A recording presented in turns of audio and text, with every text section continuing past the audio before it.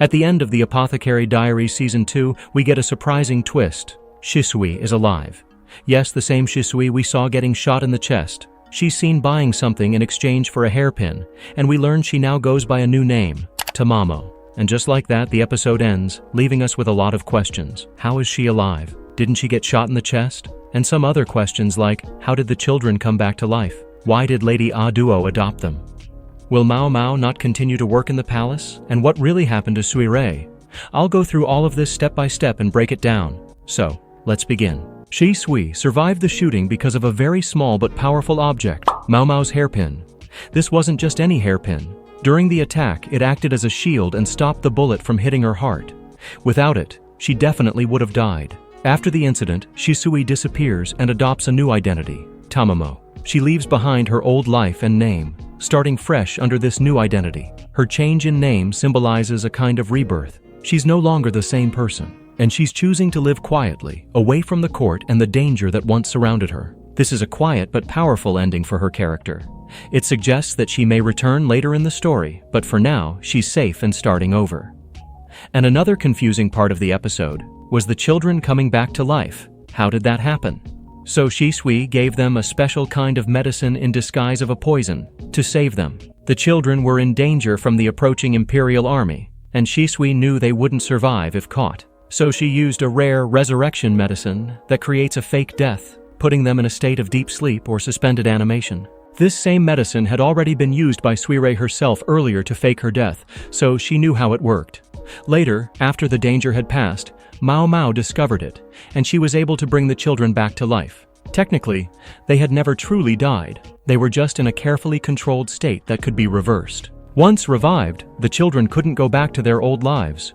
Their family, the Shi clan, was destroyed, and politically, it was too dangerous for them to keep their real names and identities. That's where Lady Aduo stepped in.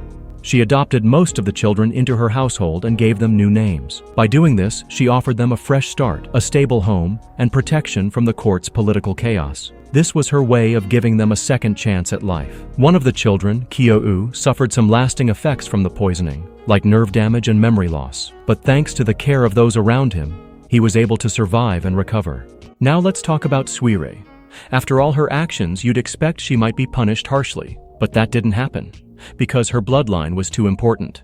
In the world of the Apothecary Diaries, noble lineage carries a lot of weight, even more than justice sometimes. So instead of being executed, she was quietly exiled and placed under the care of Lady Aduo. She now lives far away from the capital, under surveillance. She's not allowed to influence court politics anymore. But she also isn't facing death or torture. It's a kind of silent punishment, but also a way to protect her life because of her royal connections. This again shows how the politics in this world often work behind the scenes, with power and status deciding who lives and who dies. One big change at the end of Season 2 is what happens to Maomao herself. After the events involving the Shi clan and all the chaos that came with it, Maomao is officially dismissed from her position in the rear palace. This wasn't because of any wrongdoing on her part, but rather part of a bigger cover-up. The Shi rebellion was kept completely secret from the public, so Maomao's dismissal was done quietly, with no explanation. But the truth is, her time as a palace servant has come to an end, for now.